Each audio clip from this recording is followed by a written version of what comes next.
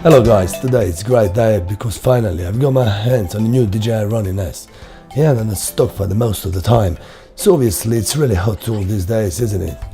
My name is Slaven and as cinematographer, long-time steadicam operator, I'm gonna do a review and give you my honest opinion about this product. I'm not gonna show you slow motion scenes which can mask all the possible imperfection and give you a realistic perspective, with rather motion scenes in real time, so you can get a picture how fluid this product really is. So let's move on.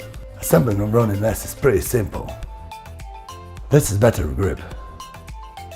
This is battery extender.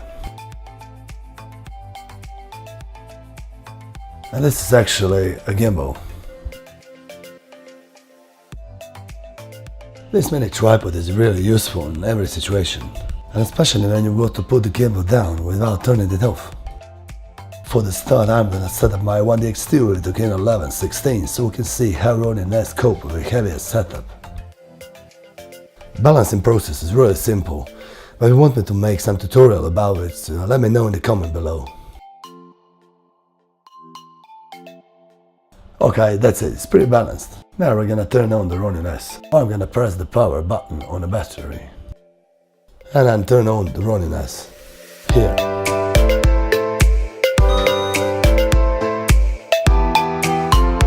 So from the first moment I can tell you guys, production quality is a major go.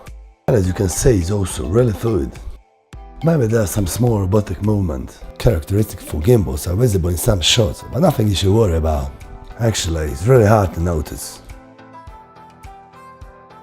If you're a beginner, didn't use steadicam before, the most important thing is to learn how to walk proper, so a walking movement on the Z-axis wouldn't be visible. So this front button is for reset. Double click, put the camera in first position. Triple click is for selfie. Some beautiful woman model will be better fit for the selfie shot than the old geezer, but it is what it is. While holding front button, it puts camera in low mode.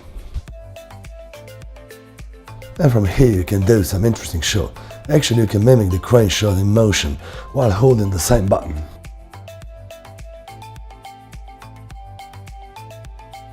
Also you can use joystick on the backside for controlling camera movement. I think this is the one of the most popular Ronin-S feature.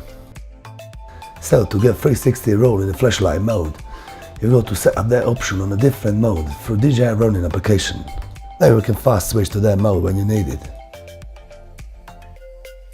Also there is a focus button which unfortunately doesn't work with my 1DX2 and many other cameras, but DJI promised to bring update for more camera models soon. Here I switched my lens to Canon 35 1.4L and to see how stable footage will be, so it seems pretty nice. If we speak about cons of Ronin-S, there ain't so many, but if I've got to mention something, it's a box design which bothers me a little bit. Let me explain this. When you balance your camera on a gimbal and try to put it back in the box, it wouldn't fit because design is made for default settings. And I suppose you wouldn't be happy to rebalance your camera every single time, would ya? It's really a shame because quality of the box is really nice, and in that way it becomes unusable and you've got to use some other bag. So what's my final verdict about DJI Ronin-S? It's really nice tool, made of high quality material. I'd like to say one of the best on the market at the moment, with many possibilities and customizing option through application. I'm still not convinced to completely switch from steadicam, maybe because I'm old school, but Ronin-S will definitely find a place in my equipment. For beginners and for those who prefer gimbal over steadicam, you're not gonna regret to buy this one. In the next video I'm gonna compare DJI Ronin-S with Glycam Devin Graham series, so stay tuned. And please like, comment and subscribe if you like it, and don't forget to click my bell button to be notified every time your interesting review comes out. Laters. I like it.